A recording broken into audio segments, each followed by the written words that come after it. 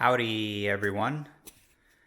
Well, I am almost mildly surprised that I have finally made it. The canopy is now permanently attached to the frame, and at this point, the canopy slash framework is pretty much finished. I don't want to say that I'm done because, of course, the frame itself needs to be painted, and I'm going to put a strip between the canopy and the back window to cover up this seam.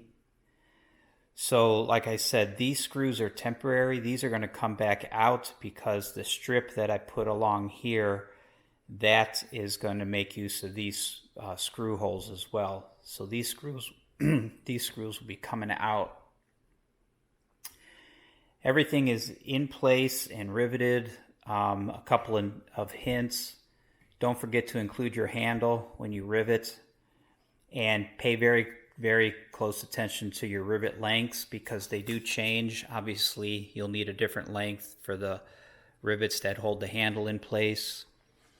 And if you do what I did, if you custom make your own side skins and the side skins overlap the front skin, you have to go a little bit longer for these rivets because these main body rivets here just go through the skin and the frame. But then, of course, when you get up here, now you're going through the skin, a skin, and the frame.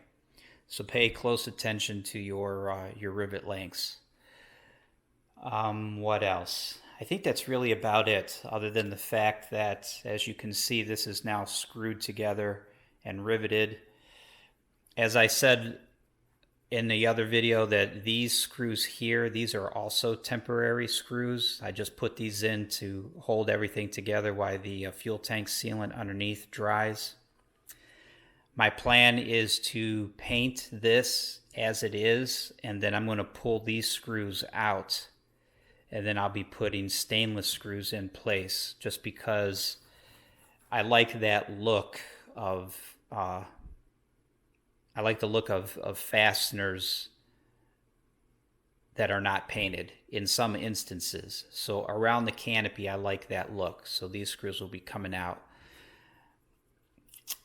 And I think that's about it. I can't really think of anything else that stands out at the moment. I've got it all cleaned up, of course. I got all the excess fuel tank sealant removed. I've got everything bolted and riveted, and then I've got it retaped, at least on the outside. This tape serves two purposes. One, I went ahead and started to tape off this, so when I get ready to paint the aluminum, this will already be masked off, at least around the edge. I'll have to mask the rest of it. And it's also holding down the loose frayed edge of the protective plastic. So that's all this tape is doing. Of course, I didn't bring the tape all the way back to the corner here because, like I said, I'm going to be putting an aluminum strip across here. So I left this back a little bit so I can play with that. And then, as I've mentioned before, I've got fuel tank sealant all underneath here, and then it comes around and it's part of the window. And this fairing area along the entire front edge of the window, I'm going to deal with that at some point a little bit later. I did have to use 4 pop rivets. This one rivet here is a pop rivet. I couldn't get to the back side of it because of this block, and I couldn't take the block out because the mounting screws for the block are not shown. They're trapped underneath the skin, so I had to put a pop rivet in that location, and then I had to put 3 more in this forward location because I couldn't get in here with any kind of a bucking bar or the squeezer.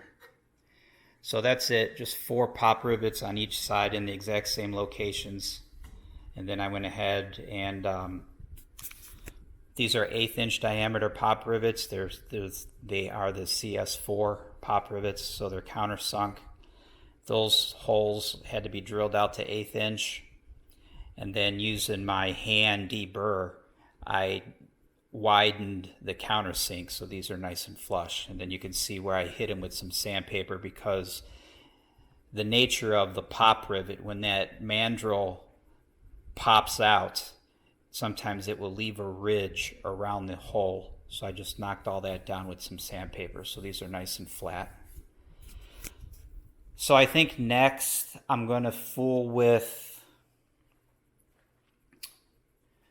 this attachment plate here and the associated hatch latching handle mechanism. Of course, to do the actual latching of the fabrication of the latch handle deal, I think I'm going to have to do that from inside the airplane. I think this canopy has to be mounted real time on the airplane, and then from the inside you figure out how to lay that out and how to get it to latch without giving you too much trouble. So I have to think that through. I'm not there yet, but that will be next. It's probably the latching mechanisms. There are the two metal latch pieces that get attached to this here that will grab the hooks. These hooks here that are underneath. Those hooks grab those metal pieces, and those metal pieces get attached here. I got to work on that kind of stuff. So that will be next. And once I get that done, time for the back window. So more drilling, more tapping, more fuel tank sealant. Yippee. All right. That's all I've got for now. As always, thanks for stopping in. Thanks for subscribing to my dedicated subscribers. Thank you very much. Appreciate it greatly. And steady as she goes. Talk to you guys later. Howdy, everyone. I figured everybody would be curious to see how this thing fit on the fuselage. So before I went any further, I went ahead and mounted it. So it is obviously on the fuselage, and the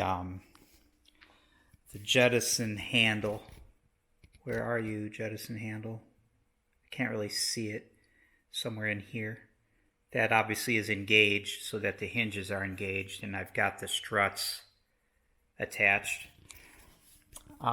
So this is what it looks like. Of course, it's in the rough because it's been scuffed and it has not been painted, but that's pretty much what I was after. So you can see the side skin that I had made comes through here, and then it gets wider, and then it goes all the way back.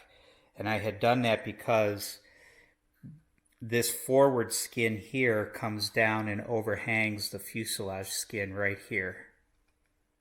And I wanted this to be in line with that. So these are in alignment through here, and then this carries all the way back. And it is also in alignment with this edge of this skin right here. And then, of course, the top edge is also even with this top edge here.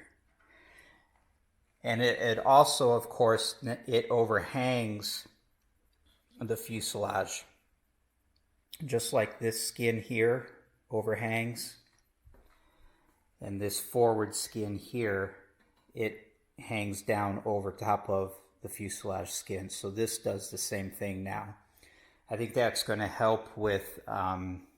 especially if you do cold weather flying, potentially cold air getting in, because the way that the canopy is designed, the bottom edge of these side skins come down and touch the fuselage top. The top of the long run, it comes down and touches. People put seals in there, I'm assuming, but I just wanted to give this a shot. I think it worked out really great. I like the look of it better personally, with this line continuing all the way from the front, all the way through the canopy and on down through the back. I think that looks a lot nicer. It's just personal preference. All of my gaps and seams, especially this trouble area in here, these all look really nice. They haven't really moved at all. Everything looks really flush and on the same plane, if you will. They don't look bad at all. I'm actually quite pleased with those. And then of course, again, my side skin here fits really nice. And again, you can see what I'm talking about with the alignment here, and that carries all the way across to here and here. And of course, like I said, you've got that little bit of an overhang. The longeron up underneath here is probably, I'm going to say, about a 1/2 inch to 3/4 of an inch up in here. So this overhangs about a 1/2 inch to 3/4 of an inch, I believe. I really don't know what else to talk about, other than, like I said, I still have to work on finishing this across the front of the front of the canopy. But it fits really well. I'm very happy with it. Another thing that I'll point out, don't know how well this is going to show, but of course, since this skin overhangs the fuselage, you need a little bit of a gap between it and this skin, because when you open and close the canopy, you don't want this getting caught and you don't want it rubbing. So I've been working on creating a gap between this skin and this skin underneath here, just so when you open and close the canopy, it won't catch. Like I said, it will overhang, so there's a gap in this orientation. And I've been working on that. I think it looks really good now, all the way down. It's uniform, and it's like that on both sides. I'm going to do some more work on this corner, potentially. The problem is it gets screwed here, so it's tight. And you have to have a screw here, and you have to have it tight, because if you don't, then the canopy itself may get hung up on this. When you bring the canopy down, if the canopy is not attached to the frame tight, when you bring the canopy down, the canopy plexiglass itself is going to get hung up on this corner here. But that kind of made this bottom edge, this back edge here, kind of flare out. So I'm going to potentially do a little bit of bending on it to close up this bubble here. The problem is, if I bring this too far in, it closes up this gap here, and it could catch, when you bring the canopy down, it could catch this corner and bend it. So I don't know how much I'll fool with this, but that's the only caveat so far, if you will. I think the rest of it looks really good. You can see, again, the alignment through here, and you can see how that runs all the way down. All right, so very happy. Like I said, the fit through here is really nice. This tape, I can't have clecos through here because the clecos prevent the canopy from opening, but with the clecos taking off, this skin doesn't get held tight to the frame. So when the clecos are out, this skin springs up ever so slightly, and it tries to catch when I open and close the canopy. So this tape is just holding the skin down so it doesn't catch. And then here's this side, and then handle is in place, the handle to get the canopy open. And then you can see the gap between the skin and the canopy as it runs down the side of the fuselage. And then again, you can see this corner, how it bubbles up. It needs to be more like that. So I'll work on that a little bit. And then, of course, to open it is just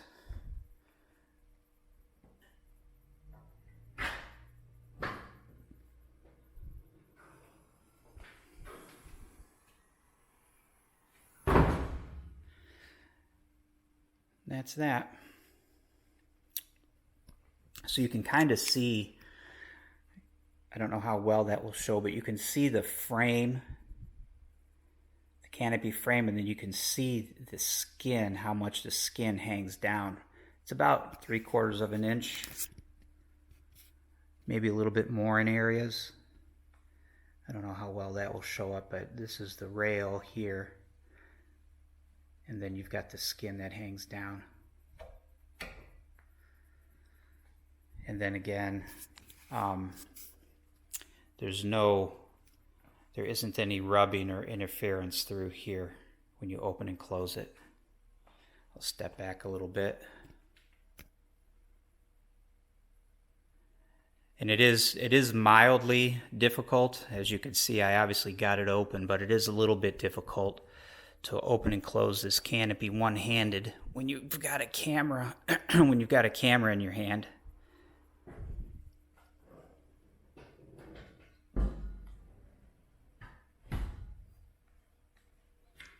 So that's that. Okay, I've said it many times, very pleased. I'm happy to be at this point in the build. Again, none of this work is super difficult. It's just very tedious. You really have to concentrate. You really have to think. You really have to pay attention. You really have to be patient, and you really have to take your time. It's not difficult, just tedious, and you've got to be ahead of the curve.